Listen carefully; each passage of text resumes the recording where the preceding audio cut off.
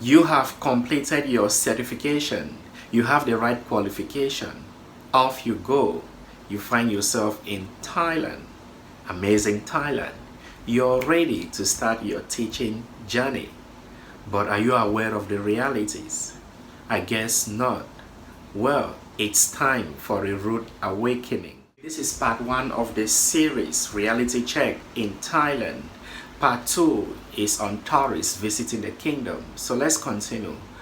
Be ready to apply for as many jobs as possible.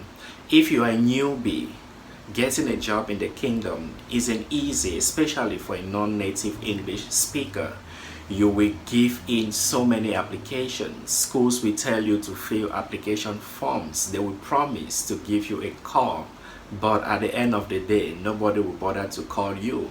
And when you call to check on your application, they will give you some flimsy excuses like, oh teacher, it's not yet time to make decision, or teacher, the school is in need of native English teachers.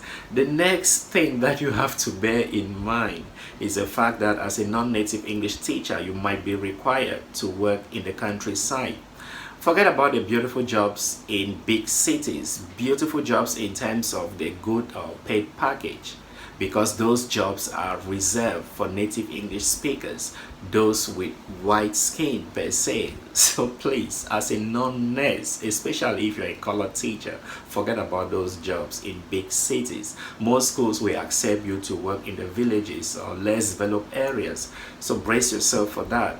The next point you have to have in mind as a reality check is that you are not important at your job site. Eventually you have a job and you feel like, oh, you are a foreigner in the school, you're very important. Well, my dear colleague, you are in for a surprise because you are right down the pecking order. In fact, look at it this way. Thais, native English speakers, and sometimes students before you, non-native English speaker. That is how it is. Nobody cares about you. Nobody gives a you know what I mean. So please take note of that. The next aspect that you have to bear in mind is that you might lose your job at any point in time. If you're lucky, you may have some few weeks notification or a month notification, but in most cases your employer might just decide to kick you out.